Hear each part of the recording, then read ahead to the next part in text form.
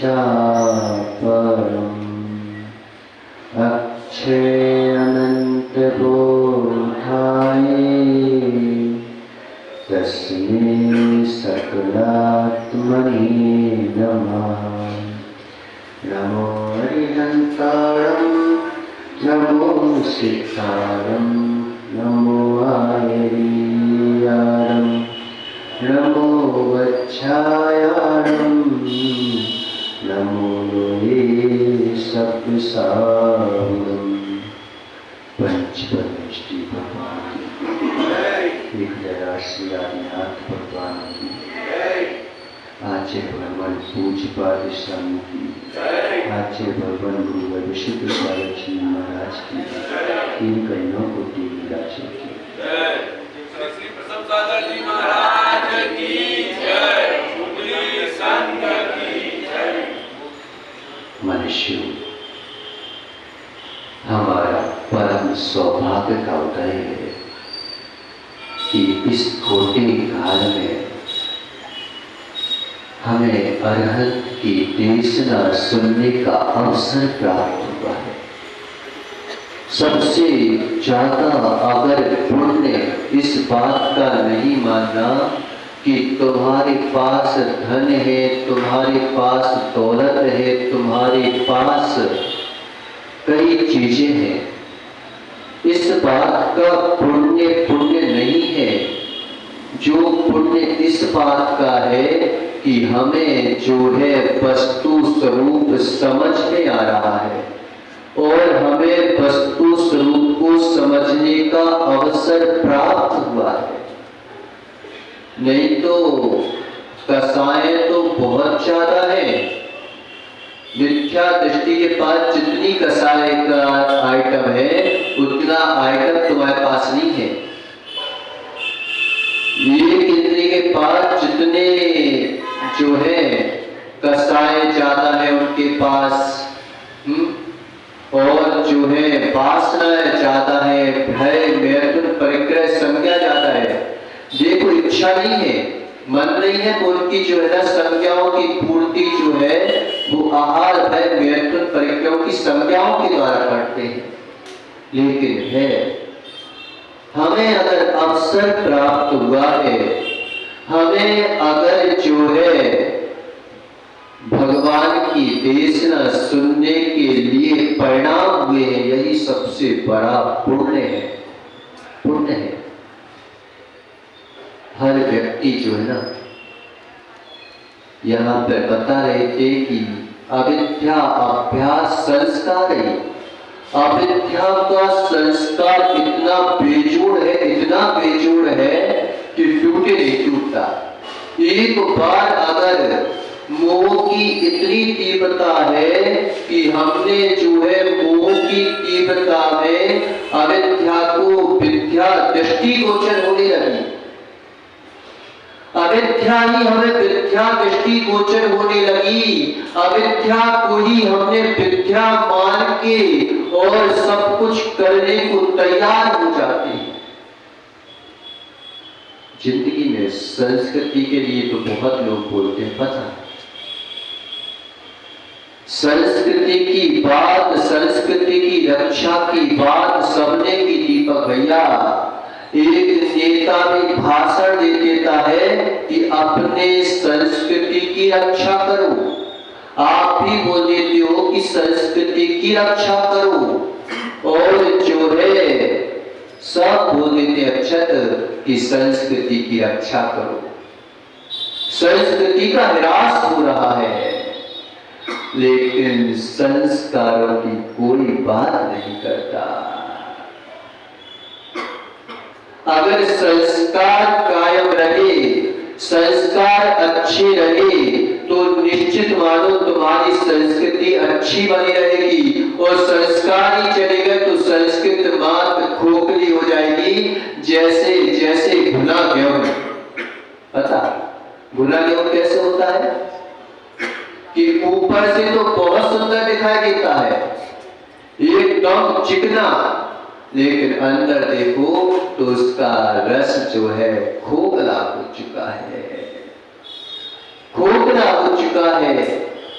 ऐसे ही संस्कार अगर खोखले हो गए और संस्कृति बनी भी रही तो कोई काम की संस्कृति नहीं।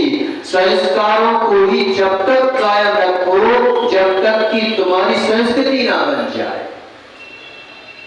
हमें संस्कारों को कायम रखना पड़ता है, क्यों करना? संस्कृति के लिए। लेकिन संस्कृति की अगर तुमने रक्षा की बात की और संस्कारों की रक्षा की बात नहीं की तो लंकेश जैसे हो जाओगे कि ऊपर से तो राम को बेचारे राम बने हुए हैं और ऊपर से रावण को मार रहे हैं, लेकिन अंदर जो है बड़ी लंकेश बैठा हुआ है। बल्कि लंकेश के भी फिर भी लंकेश पुण्यात्मा था और लंकेश जो है उस जैसा अगर नियम भी बना लिया तुमने तो निश्चित मानो एक दिन तुम्हारी संस्कृति फिर खड़ी हो जाएगी। लेकिन तुमने तो उस जैसे नियम भी नहीं बनाए अभी तक।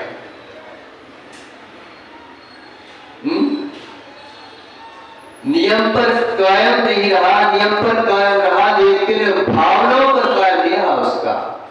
नियम पर कायम रहा वो, नियम उसने तोड़ा नहीं, चाहे बिलख गया, चाहे मर गया, चाहे कुछ भी हो गया उसका।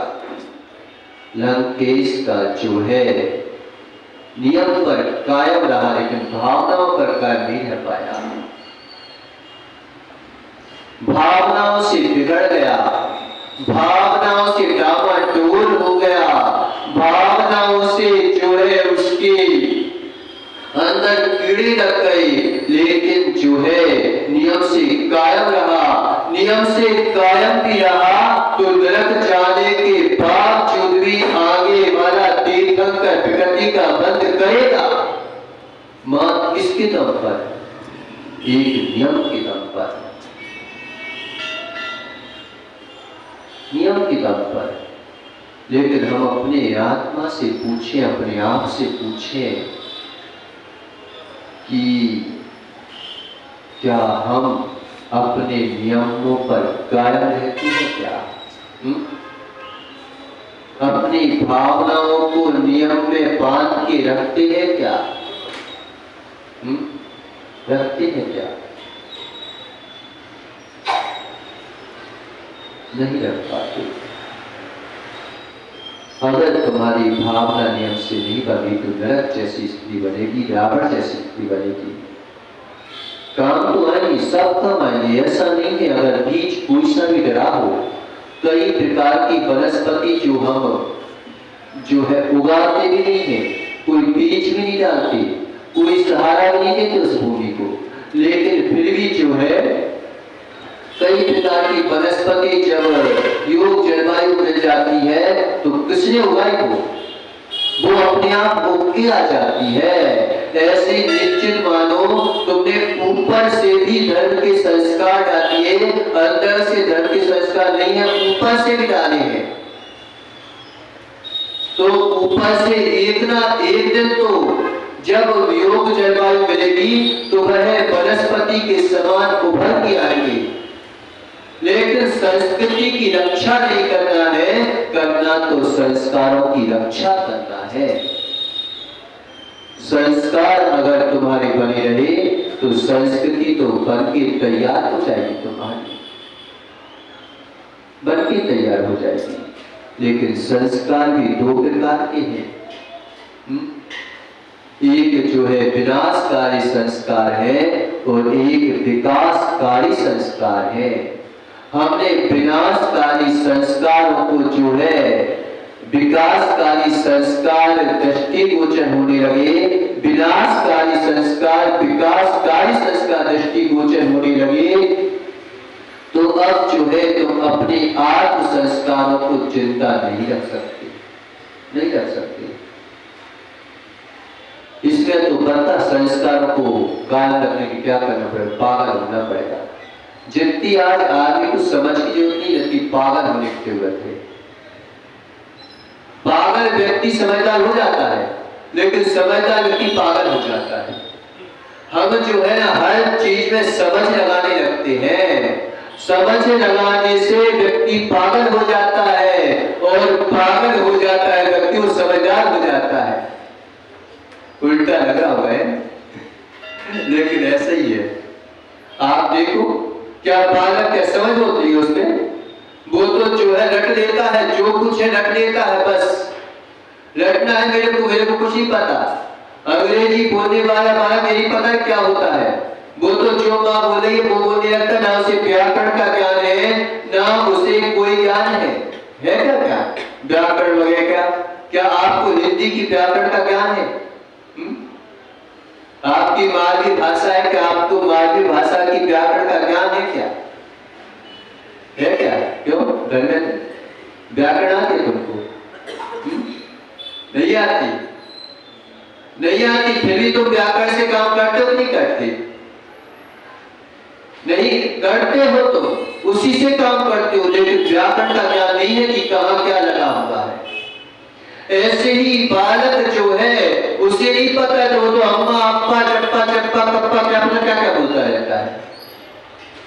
लेकिन बोलते बोलते बोलते बोलते वह इतना समझदार हो जाता है कि जो है सब कुछ जानने लगता है एक दिन। इसे बोला कि हमें पागल होने की जरूरत है, आज के समझदार ज्यादा हो गए। अगर व्यक्ति पागल हो जाए ना तो भूत सवार हो जाता है कि मुझे ये करना ही है। एक बार क्या वैज्ञानिक लोग जो होते ना बिल्कुल पागल टाइप के होते हैं, आप देखना जो भी होते ना वैज्ञानिक, आर्किमेडिस नाम का कोई वैज्ञानिक था, और वो वैज्ञानिक पता खोज कर रहा था जे वजन आयतन होगी, तो उसने एक बार ऐसा गुमसुम जैसा बैठा और जो है डब में नहा रहा था अंदर, और उससे वहां पर एकदम उसको ध्यान आया और उसने देखा कि वस्तु जो है जल में अगर समान आयतन पर आ जाए तो वस्तु डूबती नहीं है।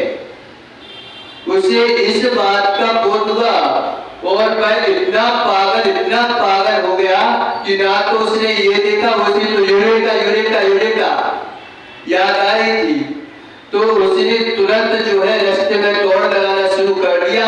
नंगा कपड़े निकले, ये पता ही नहीं उसको। अब लोग कह रहे हैं ये देखो पागल जा रहा है, लेकिन उसे पागल बने का बोध नहीं है।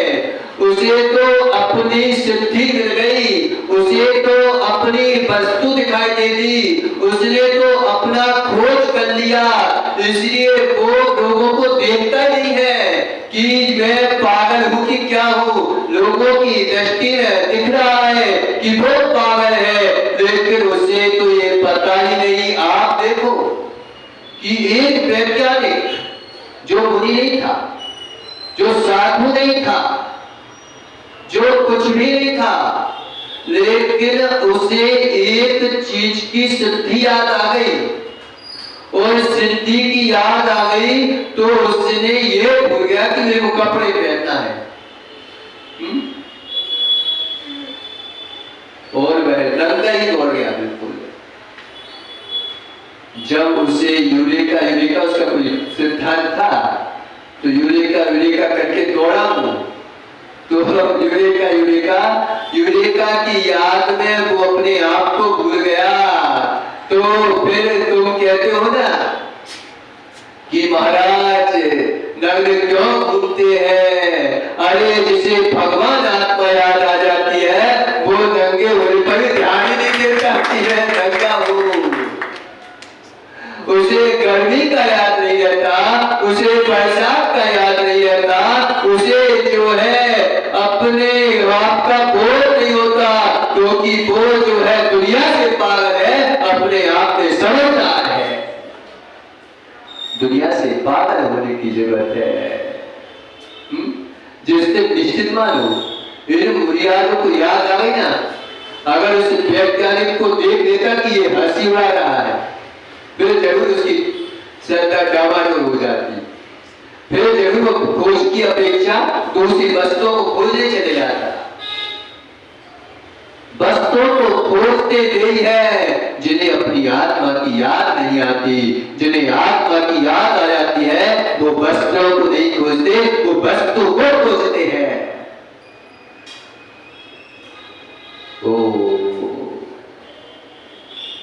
एक को अपनी याद आ गई, पता जितने भी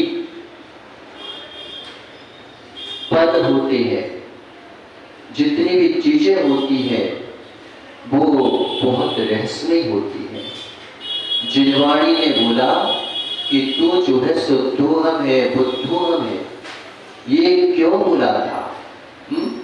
क्यों बोला था? क्या तुम चिल्लाने लगे इसलिए बोला था क्या? एक पागल लड़का वो चिल्लाने लगे, चिल्लाने के लिए नहीं बोला था। अब एक गरीब स्त्री का पति, लेकिन वो उसके परमेश्वर है कि नहीं है? वो तो अपने पति को परमेश्वर कहती है, भले वो सुबह से भीख मांगता हो, भीख मांगने के लिए कटोरा मांगता हो, और मालूम चला कि सुबह सुबह से इसके पास चला धनंजय के पास, वो धनंजय क्या किया? आ जाते सुबह से, मेरे को अभी तक झाड़ू बुहारी नहीं की, और सुबह से आ गए भीख मांगने वाले। अब बताओ, एक पत्नी उसे परमेश्वर बोल रही है, और एक ऐसा बोला है कि बिल्कुल नारकी है, ऐसे वो कर रहा है। तो परमेश्वर है कि नहीं है? क्या झूठ बोल रही क्या वो पत्नी? देख तो रहा है कि बिल्कुल भिखारी है, कपड़े फटे चिटे हैं, तृष्णा से व्याकुल है। भगवान का तृष्णा होती क्या? भगवान को क्या भूख होती है क्या? भगवान को क्या प्यास होती है क्या? भगवान को क्या रोग होते हैं क्या? भगवान को क्या टाइफाइड होती है क्या? भगवान को क्या ठंड लगती है क्या? भगवान को क्या गर्मी लगती है क्या? क्या लगती है क्या? लेकिन भिखारी बने बैठे हैं और भगवान आत्मा चिल्ला रहे हैं।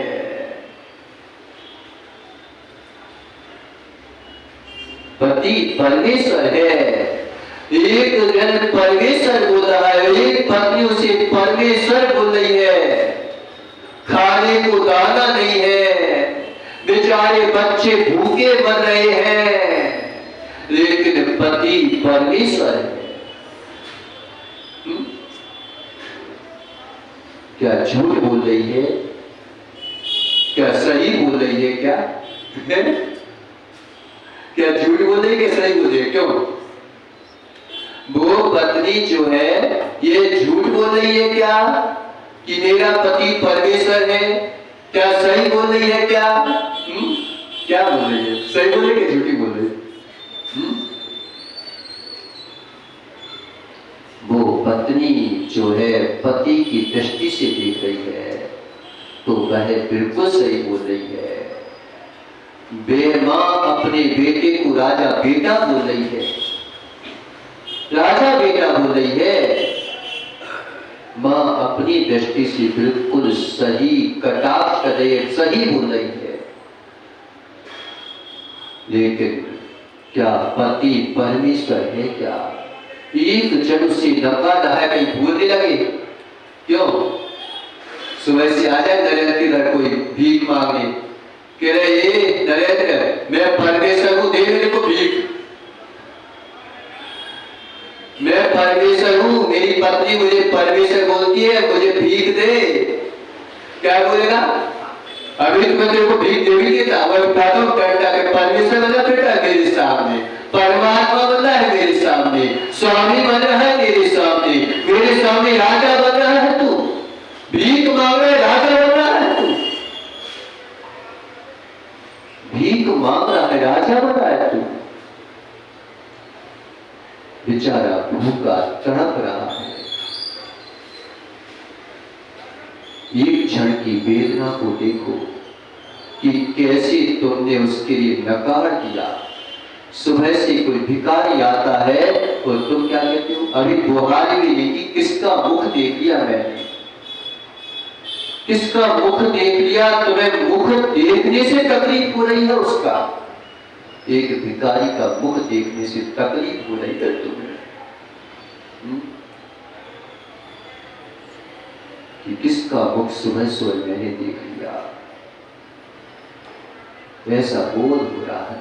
लेकिन उससे पूछो बेचारे को दिन भर भीख भी ना मिली हो, जिससे प्यासा तड़प रहा है, भूख से तड़प रहा है, और जो है बच्चे बिरख रहे हैं, उससे पूछो कि कैसे जीवन बिता रहा है वो। लेकिन फिर भी पत्नी जो है उसे परमेश्वर बोल रही है।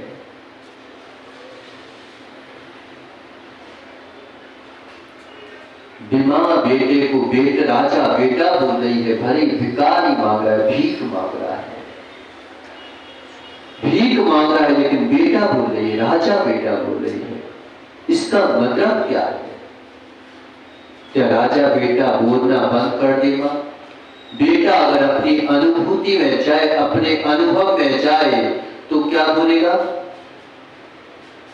कि मेरे को तू राजा बेटा क्यों बोल रही है? मेरे पास तो न राज्य महल है, ना मेरे पास सिंहासन है, ना मेरे पास कोई प्रजा का वो है, ना सैनिक है, ना साम दाम दंड भेद है, कुछ भी नहीं है मेरे पास। फिर तू मेरे को राजा बेटा क्यों बोल रही है? तुम राजा बेटा बोलना अच्छा है कि राजपद पाना अच्छा है? परमेश्वर बोलना अच्छा है कि परमेश्वर बनना अच्छा है? हम देखें लक्ष्य को कि जब हमारे आगमों में ये सब व्यवस्थाएं हैं, एक ही जगह आपको स्थित नहीं किया कि एकमात्र द्रव्यानी योग में स्थित कर दिया हो। जिसने द्रव्यानी योग मार्ग पढ़ लिया, जिसने समय सार मार्ग पढ़ लिया, वो विविध हो जाएगा, जाएगा तो नरक में और कहेगा स्वर्गवासी, जाएगा तो बैठा होगा त्रियंचों में और बंदा होगा भगवान आत्मा। फिर भगवान को दोष देते मिलेगा कि भगवान आपसे प्रार्थना मैंने आपसे सुनी थी कि तूने बोला था कि मैं मागना स्थान नहीं हूँ, मैं गुण स्थान नहीं हूँ, मैं जीव स्थान नहीं हूँ, मैं नपुंसक नहीं हूँ, मैं स्त्री भेद नहीं हूँ, मैं पुरुष भेद नहीं हूँ, मैं तुझसे सुना था। तूने मेरे को धोखा दे दिया, समय सार ने धोखा दे दिया। मतलब अगर वो भगवान की अपेक्षा किसी नरक में डरा मिला तो क्या बोलेगा? ये बोले